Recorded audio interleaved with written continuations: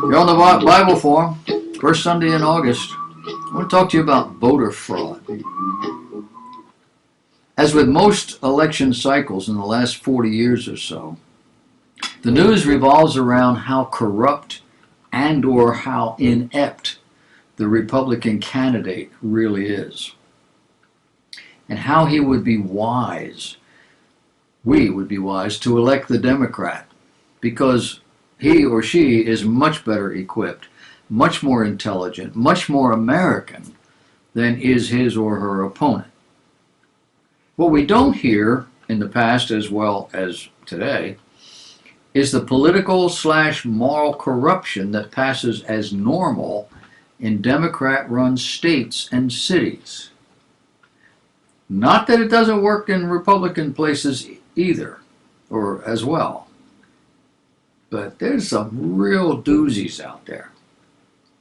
For example, 4 Los Angeles residents have pleaded guilty to organizing a voter fraud scheme in the city's Skid Row neighborhood.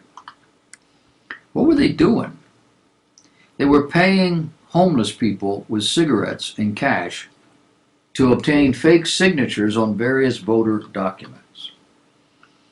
The defendants, quote, admitted their role in the scheme, according to Los Angeles County District Attorney's Office.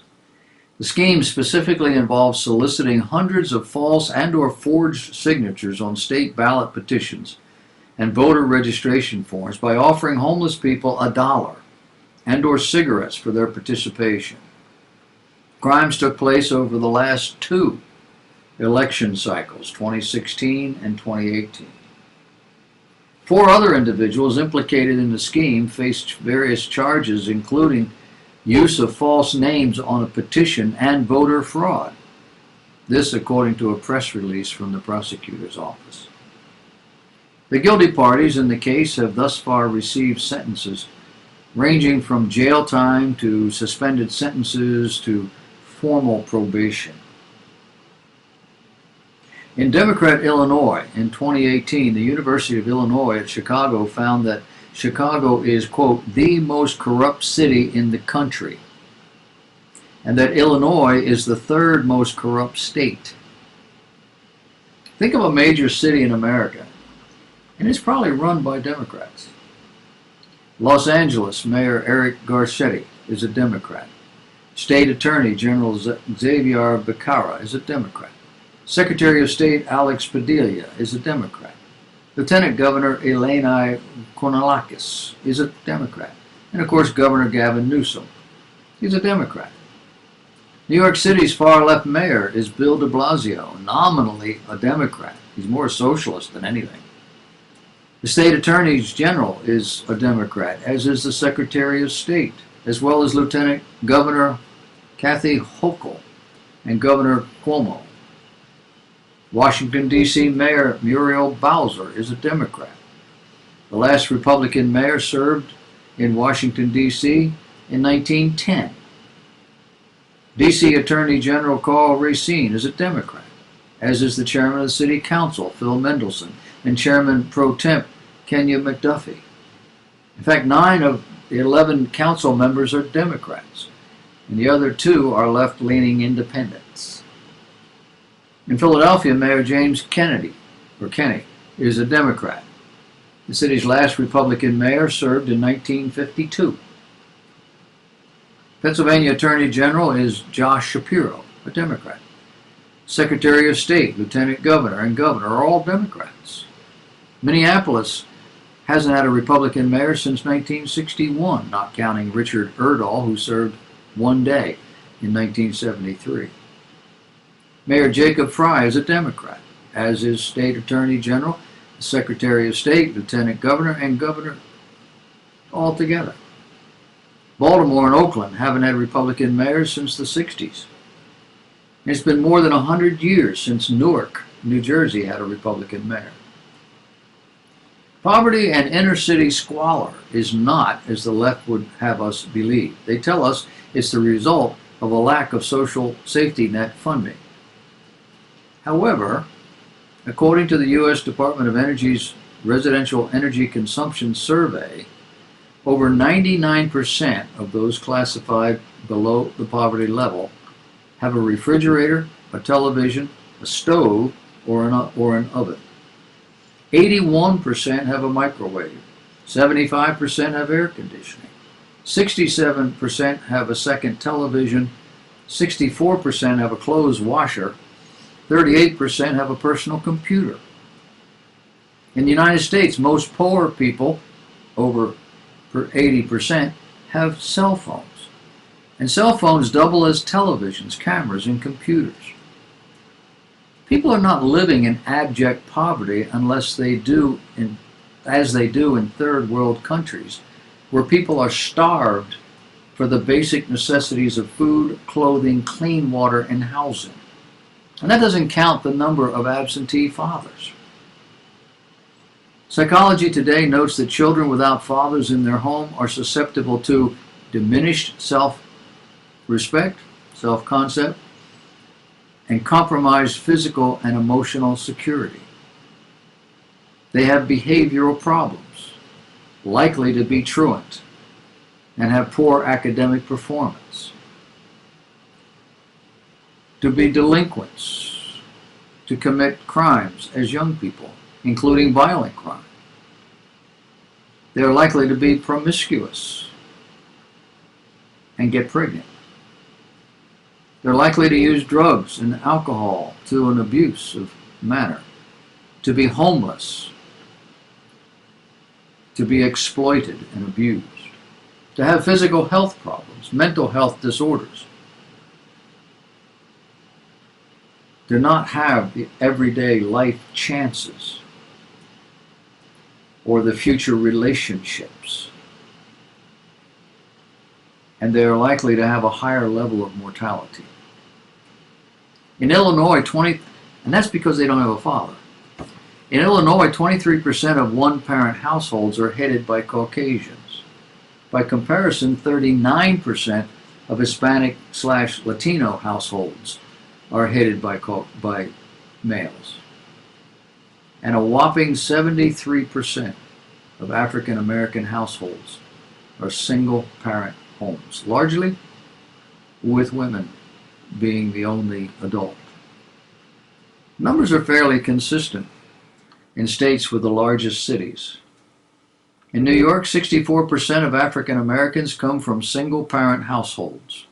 In Minnesota, it's 50%.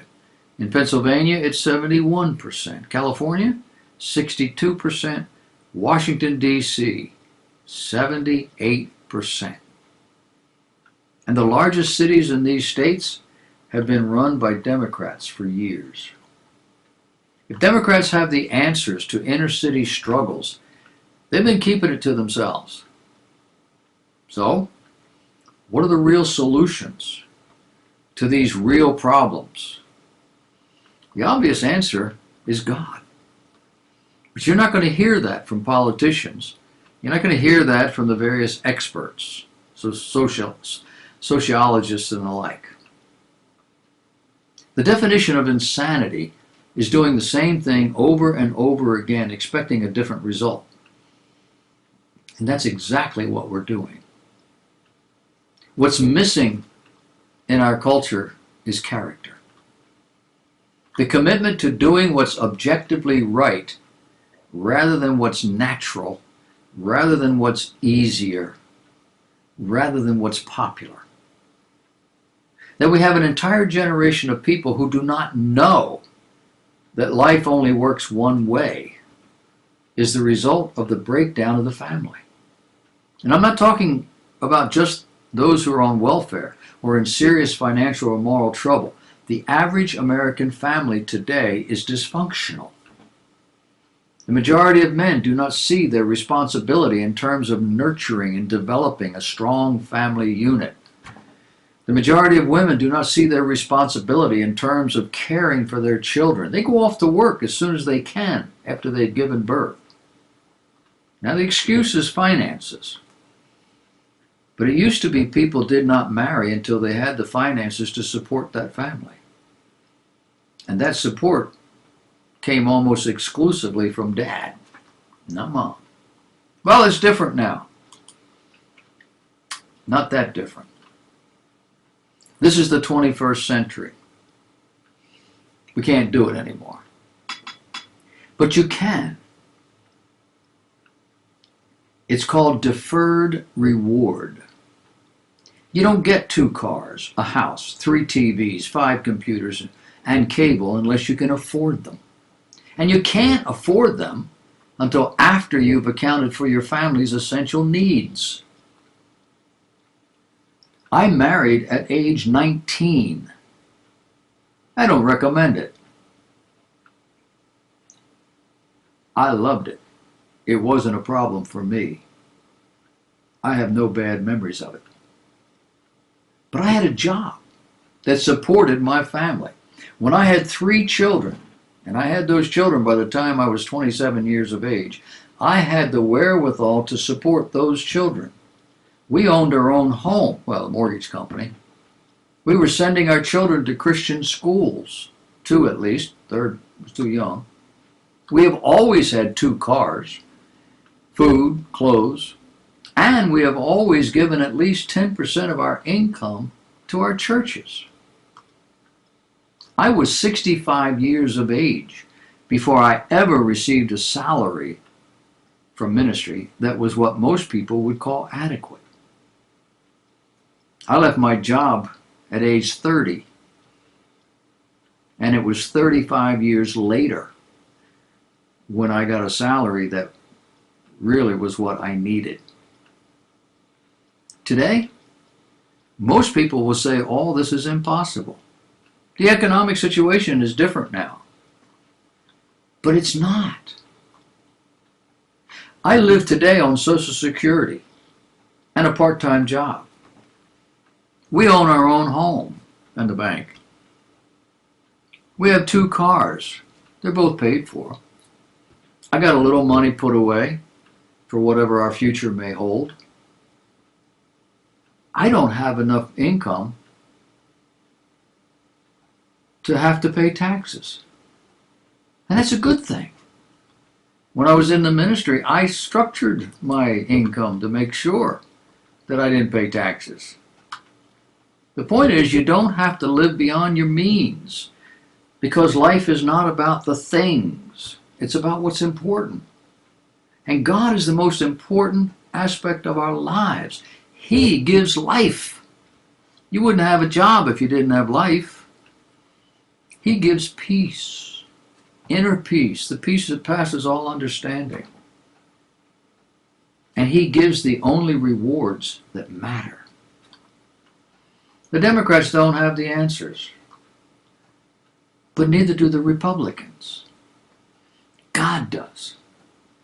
And His answers begin with your eternal destiny. His answers revolve around what's important.